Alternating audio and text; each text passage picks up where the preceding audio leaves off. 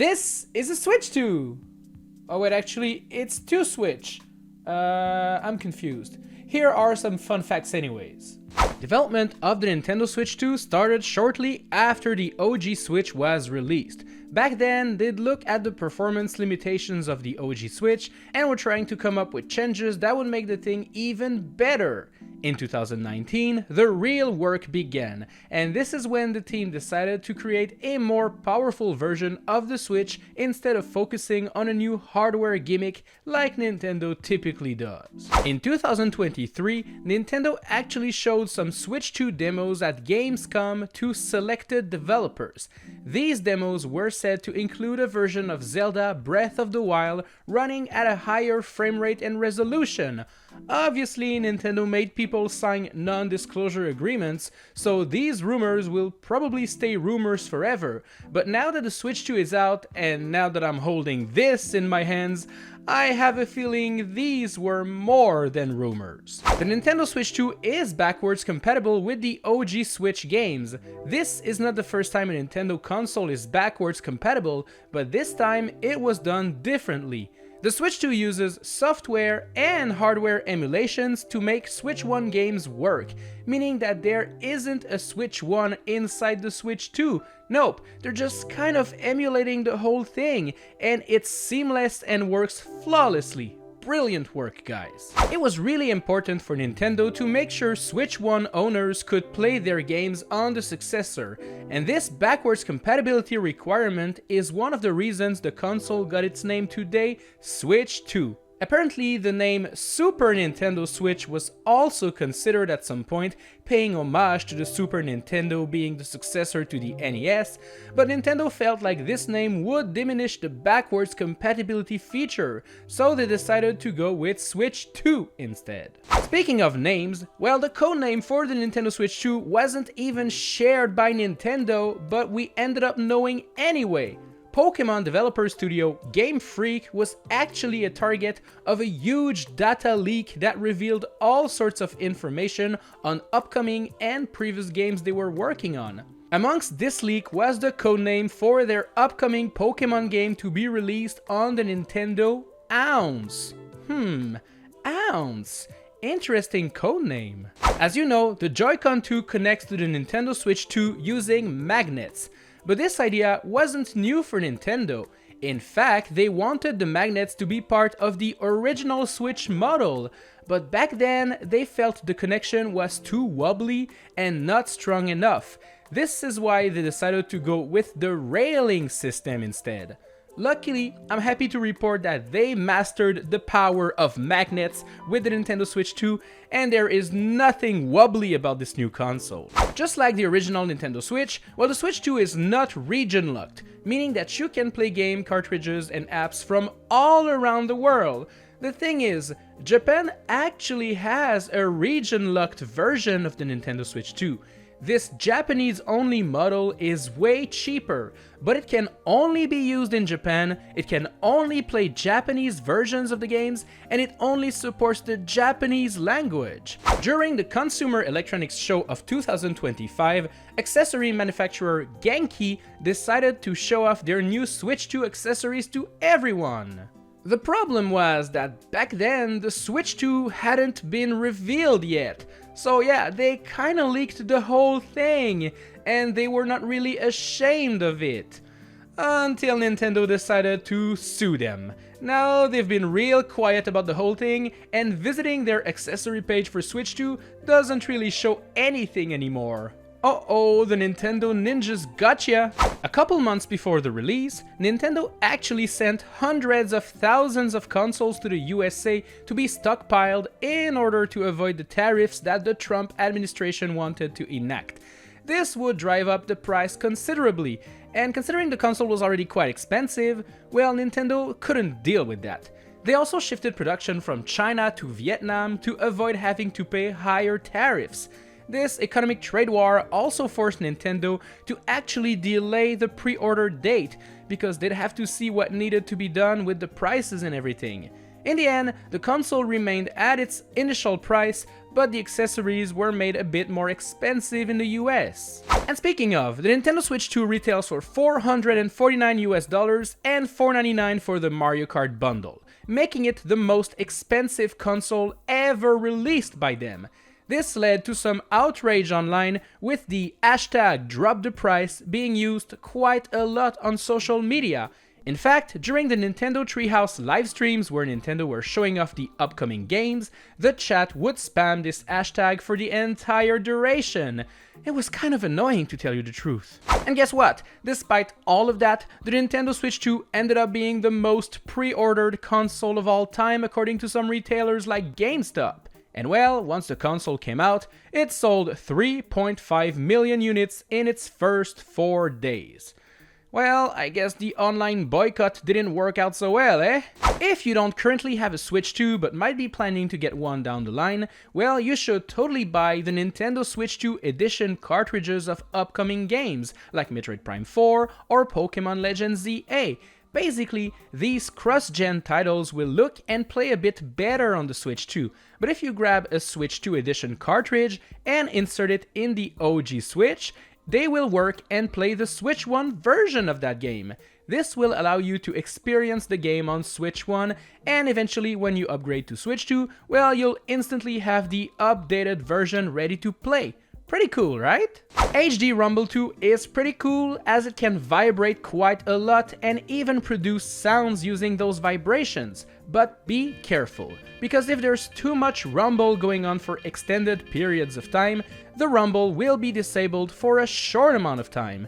It's just a safety measure to avoid overheating your controller with the vibration, and it won't happen that often. You shouldn't worry too much if that happens to you, as it will fix itself after a short period of time. You can actually use the new Joy-Con 2 mouse controls on the Nintendo Switch menus. If you put your Joy-Con down and start moving it, a cursor will pop on screen, and voila! It's a computer now! Okay, not really, but it's still pretty neat that it works instantly. Oh, speaking of, when first setting up the Nintendo Switch 2, you'll be shown how you can use those mouse controls in the menus. And well, you see those little pictures there? Well, you can actually interact with them using the mouse. They're not just for show. That's useless, but so cool. Losing your controllers kinda sucks, but the Switch 2 has a neat way of finding them. If you go to your controller options and check out the Find Your Controller option there, you'll see all of the controllers currently registered to the console. Tap on one of these and the lost controller will emit a sound using the power of HD Rumble 2. Oh, there it is! That's where I left my Joy-Con. Ha, silly me. Remember that little LAN adapter you needed to plug into a USB port of the OG Switch dock in order to get a better internet connection? Well, just like the dock for the Switch OLED, the new Switch 2 dock features a LAN adapter built into the dock itself, meaning lagging is no longer an option. In the controller settings, you can actually create some music if you have 4 different controllers plugged in at once. You just have to press the L and R button to play the different music notes.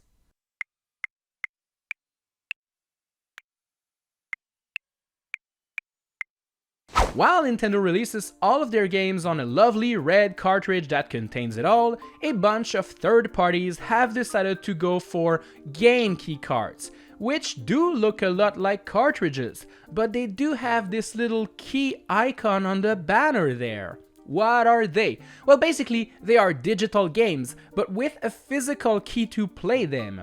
When you insert a game key card in your Switch, you will be prompted to download the full game to your system. After that, if you want to play it, well, you gotta put the key in the cartridge slot. It's a bit of a weird concept, but it does allow you to sell your game once you're done playing it, which is something you cannot do with digital-only games. If you're still debating whether you should get the Pro Controller 2 or not, well, let me tell you that the new GL and GR buttons located behind it are actually very cool. These buttons can be mapped to any other button on your controller, and this mapping is done per user, per games. That means you don't have to go through a big menu to change your mapping every time you change games. Nope, it will remember what you set for every single game and will apply it automatically. That's amazing. Are you afraid of somebody grabbing your Switch 2 and then seeing those weird games that you're currently playing on it? Well, you can now set a pin on the system, meaning that if someone actually grabs it, well, they'll have to enter a pin before they get to your games. Safety first! Do you like taking screenshots while you're playing? Well, me too! And guess what? You can now take quite a lot of screenshots with the Switch 2. You can have 15,000 screenshots saved on the system memory and 15,000 more on the micro SD Express. As for the videos, you can have 1500 on the system and 5000 on the micro SD card. That's quite a lot of screenshots. It was mentioned multiple times that the Nintendo Switch 2 requires an SD card Express for additional storage, and that the classic SD cards just won't work. This is true for most of the features. But here's the thing, if you insert a classic SD card in the Switch 2, you won't be able to download games onto it or store your save files, but you'll still be able to use the capture button to save some screenshots and videos on it. And after that, you'll be able to transfer them onto your computer. Hey, it's better than nothing, I guess. The new C button on the right Joy-Con is used for a brand new feature called Game Chat. Basically, you're able to voice chat, show your camera, and stream your gameplay with your friends directly on the new console.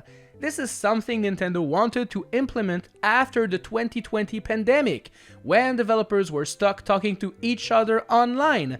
At the time, most softwares they had allowed sharing a screen while chatting, but they had to choose between showing their screen or their webcam. They couldn't have both at the same time. So back in 2020, they used to point their webcams at their screen to show off the progress they were making.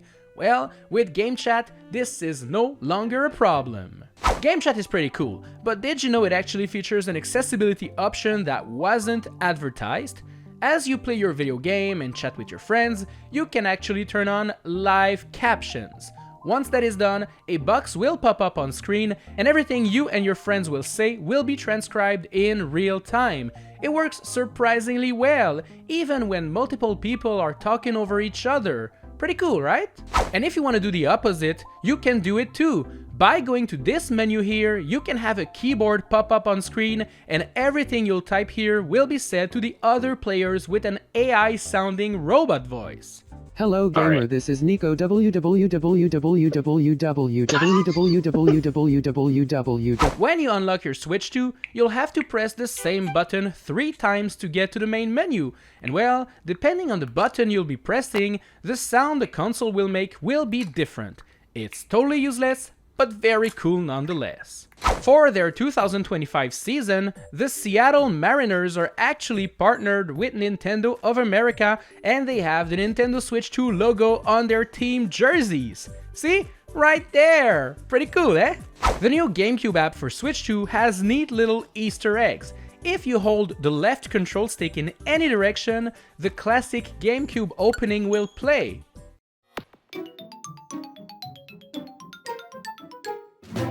If you hold down ZR and R on the controller as the Nintendo Switch logo is clapping, well, you'll also be able to hear this special opening.